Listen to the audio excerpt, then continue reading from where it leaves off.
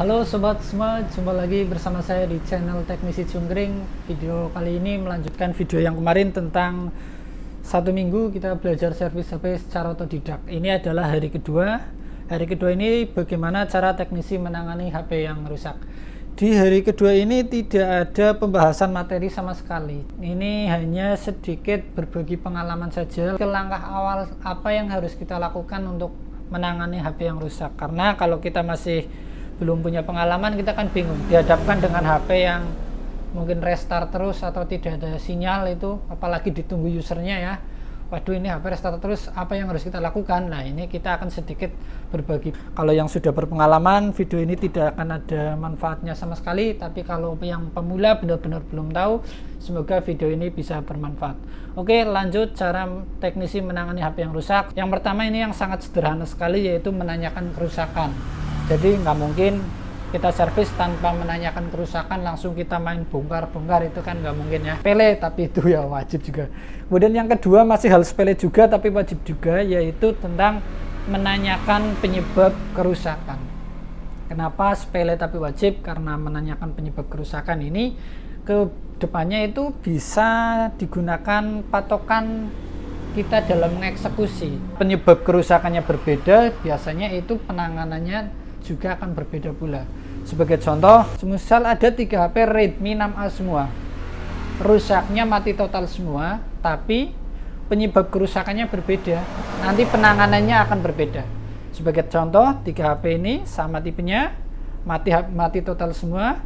Yang pertama mati total karena jatuh ya, yang kedua mati total karena tercebur air, yang ketiga mati total karena lama tidak dipakai. Walaupun tipe HP-nya sama, kerusakannya sama, mati total, tapi karena penyebab kerusakannya berbeda, nanti eksekusinya pun akan berbeda. Jadi sekali lagi, menanyakan penyebab kerusakan walaupun sepele, tapi itu wajib kita lakukan. Kemudian setelah menanyakan penyebab kerusakan, berikutnya adalah menganalisa. Ini adalah step paling susah, itu sebenarnya menganalisa. Entah itu analisa software atau analisa hardware, itu adalah poin yang paling susahnya di situ. Udah 3 ya, 3 menganalisa. Kemudian yang keempat ini memvonis. Jadi setelah kita lakukan analisa, kita harus memvonis, oh ternyata ini komponen yang menyebabkan HP bermasalah, seperti itu misalnya. Setelah vonis, langkah yang terakhir kita harus mengeksekusi. Kita udah analisa, kita udah vonis, kita memvonis misal IC powernya yang bermasalah, maka kita harus mengeksekusi IC powernya.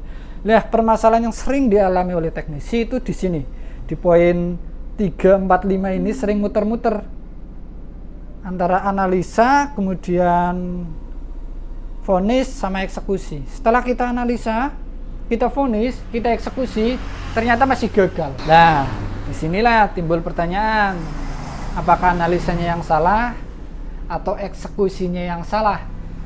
Itu sering jadi blunder teknisi pemula, itu permasalahan paling sering di situ. Sebagai contoh, ada teknisi pemula memperbaiki HP yang tidak ada sinyal. Kita lakukan analisa dengan ilmu sederhana yang kita miliki, kita berani memvonis IC WTR yang rusak. Misal ya, setelah kita memvonis IC WTR yang rusak, kita belikan IC WTR, beli di online bisa, di offline bisa. Kemudian kita lakukan eksekusi, kita ganti IC WTR. Setelah kita ganti, kita nyalakan, ternyata masih belum ada sinyal. Nah, di sini timbul pertanyaan banyak sekali. Apakah analisa kita salah? Itu bisa jadi. Ya, yang pertama itu bisa jadi analisa kita salah. Kemudian bisa jadi kita tidak pas dalam memasang IC. Ya, mungkin sedikit menceng lah, atau kaki-kakinya ada yang kurang menempel lah. Walaupun analisanya sudah benar, tapi kita memasang IC-nya itu belum bisa. Kemudian bisa jadi IC-nya yang jelek dari pabrik. Karena yang namanya beli IC itu ibarat beli kucing di dalam karung ya. Nggak ada garansi. Nggak ada garansi sama sekali. Dicoba itu juga nggak bisa. Nah, itu bisa jadi IC-nya yang memang jelek. Kemudian bisa jadi karena kita kesalahan dalam pemasangan, mungkin blowernya terlalu panas sehingga IC-nya mati karena kepanasan, itu bisa jadi. Itu 4 masalah itu yang jadi blunder bagi teknisi pemula. entah analisa yang salah, entah itu pemasangannya yang tidak pas, entah itu IC-nya yang jelek dari pabrik, entah itu IC-nya kepanasan karena kita masangnya terlalu panas. Itu sering jadi masalah bolak-balik di situ ya. Ya, semakin pengalaman akhirnya kita semakin bisa, semakin tahu ya. Eksekusinya kita semakin mahir, pasang IC-nya kita sudah lihai. Nah, itu masalah lainnya tinggal analisanya sudah benar atau belum. Kemudian ini saya hanya ingin berbagi pengalaman-pengalaman sedikit sekali tentang semisal ada HP tidak bisa dicas. Nah, langkah apa yang harus kita lakukan? Sederhananya paling mudah, yang pertama kita cek fisik konektor. Konektor pengecasan kita lihat secara fisik. Oh, ternyata terlihat ada yang rompol. Nah, kalau terlihat seperti itu mudah, ya tinggal kita vonis aja ini konektornya yang rusak, kita ganti, insya Allah down ya. Nah, setelah cek secara fisik ternyata kelihatan masih bagus, kok tetap nggak bisa dicas, kita coba dulu colok kabel data, kita coba hubungkan seperti ini, kita hubungkan dengan kabel data. Nah, kita agak sedikit goyang-goyangkan. Kalau digoyangkan dia ikut goyang alias konektornya longgar, itu berarti kemungkinan besar masih rusak di bagian konektor pengecas. Kemudian dicek fisik bagus, dihubungkan kayak gini masih kencang, tidak goyang-goyang. Langkah berikutnya adalah kita coba cas menggunakan power supply. PSU kita setting di voltase atau tegangan ini, voltasenya standar adalah 5 volt. HP dicas itu dengan voltase 5 volt. Kita atur ke 5 volt, kemudian kita hubungkan. Nah, di sini dia gerak ya, naik sampai 0,5 atau 0,4 ampere. Ya, karena ini HP normal, saya cas normal. Semisal kita HP yang rusak, katanya tidak bisa dicas, kita cas, ampernya tetap diam, seperti ini contohnya ya, tetap diam di 0,00. Tidak ada gerakan ampere, itu juga kemungkinan besar masih rusaknya di bagian konektor cas lagi ya. Ketika kita cas ada gerakan ampere tapi sedikit, semisal gerakan ampernya hanya 0,2 ampere, HP-nya tidak bisa ngecas, gerakan ampernya sedikit, bisa jadi IC casnya yang bermasalah, atau mungkin jalur pengecasannya ada yang konslet atau bermasalah. Ada juga yang dicas hanya lead kedip, itu kemungkinan baterainya terlalu habis, makanya kita suntik dulu tegangan baterainya. Oh ya, sekali lagi ini tidak ada materi teori ya, jadi ini hanya untuk praktek-praktek pengalaman saja. Kemudian ada HP yang restart terus menerus. Bagaimana cara kita mengeksekusinya? Yang pertama kita cek di bagian tombol power. Semisal ini tombolnya terlihat terlalu masuk, gancet seperti ini ya, ya otomatis HP akan restart terus. Oh, fisiknya bagus, kita bongkar, kita cek fleksibel on off di dalamnya, coba kita nyalakan, kemudian fleksibelnya kita lepas. Kalau fleksibelnya kita lepas dia tidak restart lagi, oh berarti rusaknya kelihatan.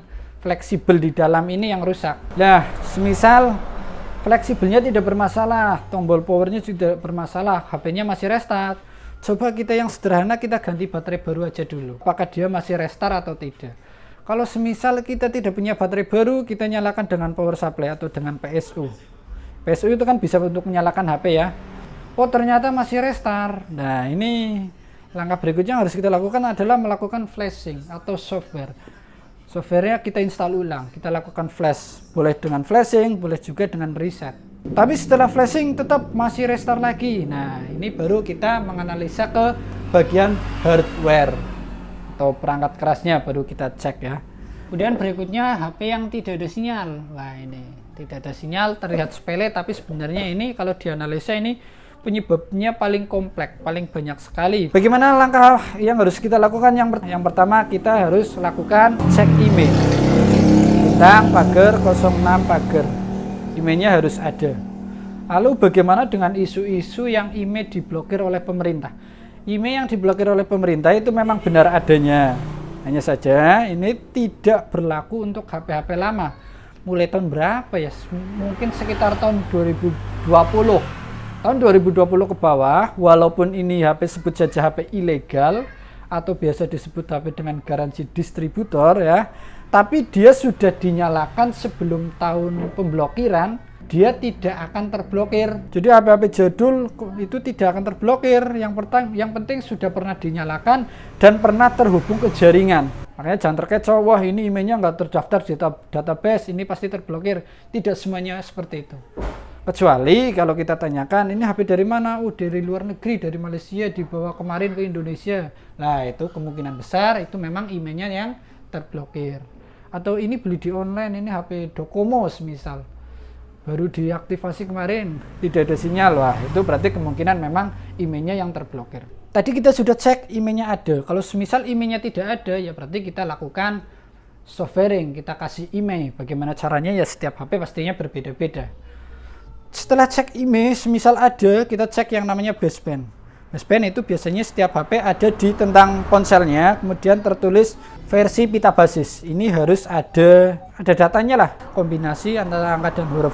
Nah, email ada, versi pita basis ada. Kita coba cari jaringan secara manual, ya. Ada permasalahan yang sinyalnya tidak ada sama sekali, dan sinyalnya ada tapi susah, ya. Yang satu tidak ada sinyal sama sekali, yang satu ada tapi susah. Ini biasanya penyebab kerusakannya pun akan berbeda. Komponen yang bermasalah juga akan berbeda. Kalau yang tidak ada sinyal sama sekali, ini biasanya hardware-nya rusak di bagian pemberi tegangan atau IC-nya. Entah itu IC WTR atau IC SDR atau apapun IC yang pemberi tegangan kepada sinyal. Nah, kemudian kalau semisal ada tapi susah, itu bisa jadi itu bagian penguat sinyalnya. Entah itu jalur ke antenanya, resistornya ada yang putus, terbakar, atau mungkin antenanya lepas, itu biasanya seperti itu. Jadi dicari secara manual, kita bisa menangkap jaringan atau tidak. Bisa juga cek radio. Cara cek radio, hampir semua HP itu bintang pagar 4636, pagar bintang. Di sini radionya mati. Kenapa mati? Karena kita tidak pasang kartu SIM. Kalau radionya ini mati dan tidak bisa dihidupkan sekalipun sudah dipasang kartu SIM, itu juga biasanya IC-nya yang bermasalah. Oke, sudah permasalahan sinyal. Berikutnya permasalahan tidak bisa disentuh. Permasalahan tidak bisa disentuh, langkah yang harus dilakukan yang pertama, cek fisik. Kalau kita melihat fisiknya pecah sehingga HP-nya tidak bisa disentuh, ya kemungkinan rusaknya ya touchscreen-nya yang rusak, gitu kan. Lalu kalau kita melihat fisiknya itu bagus, mulus seperti ini tapi tidak bisa disentuh. Nah, kita kembali ke awal tadi, kita tanyakan penyebabnya itu apa. Misal penyebabnya kemasukan air, ya kita nggak usah pikir panjang, langsung kita bongkar, kita cek. Nah, semisal penyebabnya bukan kemasukan air, tiba-tiba nggak bisa disentuh. Nah, langkah apa yang harus kita lakukan? Kita bongkar, kita ganti touchscreen yang baru, ya. Kita ganti touchscreen yang baru, kita coba disentuh bisa atau tidak. Kalau bisa, berarti ya kita tinggal ganti touchscreen, beres. Kalau ganti touchscreen baru tetap belum bisa, lah kita cek bagian hardware. Kemudian ada lagi yang bisa disentuh sebagian. Kalau HP yang hanya bisa disentuh sebagian, itu di atas 95% itu minta diganti touchscreen-nya, ya. HP bisa disentuh mungkin hanya bagian atas, yang bawah nggak bisa, atau bagian kembali atau tombol sampingnya itu nggak bisa. Itu 95% itu minta ganti touchscreen. Walaupun nggak terlihat pecah, ya, itu banyak yang seperti itu, nggak pecah tapi ada bagian-bagian tertentu yang nggak bisa disentuh, itu tinggal kita ganti touchscreen, itu biasanya permasalahan selesai. Kemudian berikutnya, gambar tidak tampil tapi notif bunyi. Nah, HP-nya mati tapi di telepon nyambung, di cas pun bunyi, klung gitu, notif pengecasan bunyi. Langkah apa yang harus kita lakukan? Yang pertama, kita cek fisiknya, ya. Kalau kita lihat masih ada sebagian gambar yang tampil, lah itu berarti rusak di LCD-nya. Atau mungkin masih ada cahaya-cahaya sebagian kelihatan pecah, yaitu udah pasti rusak LCD-nya. Tapi ketika kita melihat fisiknya bagus, ya, coba kita senteri dulu. Kita kasih center, ada gambarnya atau tidak. Kenapa? Karena antara jalur gambar pada LCD dengan jalur lampu pada LCD itu berbeda ya. Bisa saja rusak jalur lampunya, alias nggak ada cahayanya tapi gambarnya di center itu kelihatan, itu berarti rusak di jalur lampunya. Nah, kalau semisal di center nggak ada gambar, langkah apa yang harus kita lakukan? Jangan buru-buru kita ganti LCD, kita coba restart aja dulu HP-nya. Nah, cara merestartnya gimana? Setiap HP pastinya beda-beda ya, tapi kebanyakan itu hanya perlu ditekan tombol powernya lama sekali kayak gini. Kita kan nggak tahu nih, nggak ada gambar seperti ini. Kita tinggal tahan saja powernya yang lama, bisa sampai, nah itu mungkin ada 20 detikan baru dia restart. Banyak kasus di lapangan gambarnya tidak tampil, hanya perlu kita restart gambarnya langsung tampil. Itu banyak yang seperti itu. Nah, setelah kita restart kok tetap tidak tampil, ya kita coba LCD baru. Coba LCD baru, dia tampil gambarnya, ya udah kelihatan masalahnya ya. Berarti LCD-nya minta ganti. Oke, ini video sudah panjang, masih kita lanjut pengalaman lagi tentang mati total. Wah, ini mati total ini butuh analisa yang panjang kalau HP mati total ya. Sederhananya kita coba cas dulu. Dengan power supply lagi kita cas. Kalau konsumsi pengecasannya itu normal ya, tapi HP tetap tidak nyala, berarti kita bisa menyebutnya itu jalur dan IC, baik itu IC cas dan IC power itu aman. Jadi jangan mengeksekusi IC cas atau IC power ya ketika pengecasannya normal. Itu kita eksekusinya bagian yang lain. Bisa juga dengan kita coba nyalakan dengan power supply. Dia bisa nyala atau tidak. Dan di situ juga akan kelihatan apakah HP ada konslet atau tidak. Kemudian konsumsi arusnya berapa, itu kelihatan dengan power supply. Caranya seperti apa ya, kita nanti akan belajar di hari kelima tentang menganalisa kerusakan hardware. Sekali lagi di hari kedua ini tidak ada materi, hanya sedikit berbagi pengalaman saja. Oke, kemudian yang keenam, ada lagi ini yang paling sering terjadi, itu ciri-ciri kerusakan IC eMMC. Kan sering ya, counter rusak apanya mas, IC eMMC ya. Sebenarnya seperti apa sih rusak IC eMMC? Sedikit saya ceritakan bahwa IC eMMC itu perannya sebagai media penyimpanan pada HP. Ketika media penyimpanannya rusak, maka dampaknya akan macam-macam. Yang paling sering adalah bootloop. Dia nyala berulang-ulang tapi tidak bisa sampai ke menu, alias bootloop. Ada lagi yang bisa sampai ke menu tapi ada tulisan aplikasi telah berhenti. Sayangnya aplikasi Google Play telah terhenti, sayangnya kamera telah terhenti. Apapun itu telah terhenti, itu biasanya juga rusak di bagian IC eMMC. Kemudian bisa juga rusak IC eMMC, HP-nya jadi mati total. Sering juga ya. Nah, ciri-cirinya seperti apa? Kita hubungkan ke komputer. Kalau kita hubungkan ke komputer, langsung kedetek, semisal kalau Qualcomm 9008, itu berarti eMMC-nya rusak. Atau terdetek MTK port langsung, berarti juga itu ciri-ciri eMMC rusak. Itu saja sih cerita-cerita yang tidak penting ya. Tapi ya, walaupun tidak penting bagi pemula, semoga bisa bermanfaat.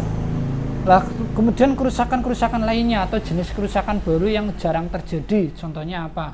Kamera tidak bisa dibuka, kemudian di cas ada tulisan suhu baterai terlalu tinggi, itu kan kerusakan-kerusakan yang jarang ya. Bagaimana cara kita menanganinya? Kita tinggal cari referensi aja di internet, itu juga bisa. HP Samsung yang dicas suhu terlalu rendah atau suhu terlalu tinggi, kita tinggal cari di internet, itu sebenarnya banyak yang udah nge-share. Misal Samsung J4 Plus dicas suhu baterai terlalu rendah, kita ketikkan, kita cari di situ, kita coba praktekkan apakah berhasil atau tidak. Seperti itu sih cara saya menangani HP yang rusak. Oke, kita ulangi lagi yang harus kita lakukan. SOP-nya ada 5. Yang pertama menanyakan kerusakan, yang kedua menanyakan penyebab kerusakan, yang ketiga menganalisa, yang keempat memvonis, yang kelima mengeksekusi. Semoga bermanfaat. Kita jumpa lagi di video berikutnya. Salam sedia panas, mantap.